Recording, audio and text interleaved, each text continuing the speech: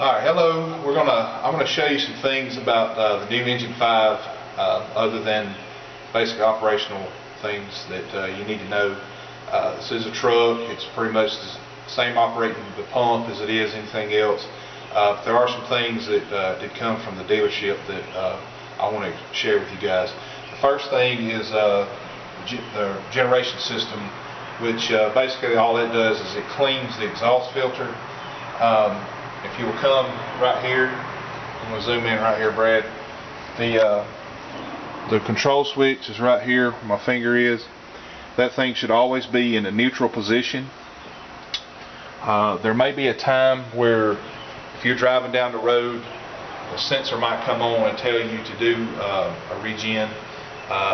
You can continue going to your call, continue doing normal whatever it is that you're doing.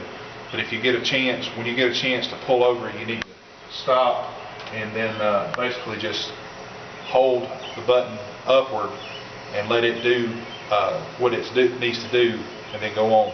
But the thing about that is you probably won't ever have to do it, but if you ever see that sensor, that's what it's for. It basically is the exhaust regeneration system. Second thing I want to show you is while you're sitting in the seats, Brad, if you can shine right up there on the sensor, while you're in the seat, you'll see a red sensor at the top. Anytime somebody's sitting in the seat, that sensor, that light will come on. When you put your seatbelt on, that light should turn green. Y'all see that? So when you put your seatbelt on, that light should turn green. Alright, that's another feature. It won't cut off until you get in the truck. It's just like the other ones. There will be an alarm go off until you put your seatbelt on. So that's another feature. I'm going to come back here. In this compartment right here is your diesel exhaust fluid.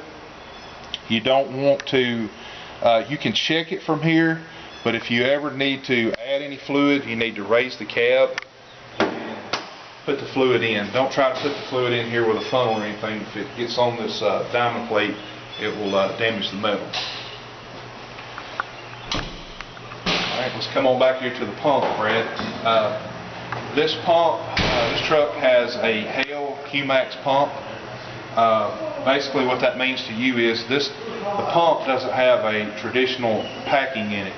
This thing has a ceramic seal that if it gets hot, it will basically tear the seal up, and it is very expensive to replace. So here's what I suggest that you guys do when you operate this truck. If all chance you can, just pour your tank to pump and your tank to fill and just leave it out. That way when you get out of the truck on a call and you have to put it in pump here, your pump is already, you got water circulating this way. So I would leave it that way. If that ceramic seal gets hot, it will damage it. Alright, so let's come on around here, Brad.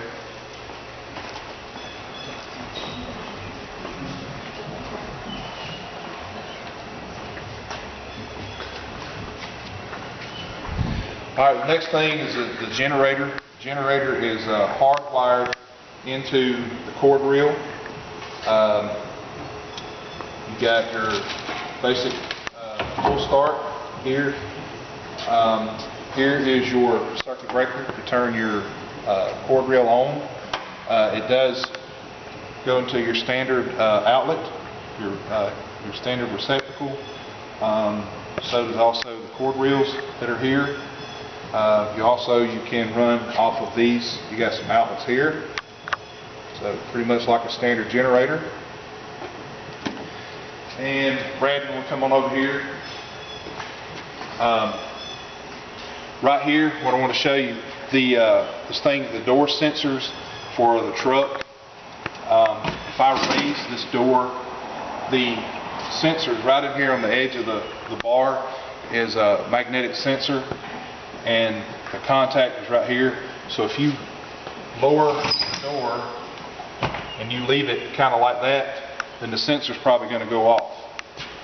need to make sure that the sensors are all the way against the other sensor here. Last thing here, Brad, is right here is your cab raise and cab release. And one cool thing about this, the way it's made, and if you wanted to open up and do a class about your pump, you can take this steamer cap off, open up all these latches, and your door opens up all the way out. And that's all I've got to show you.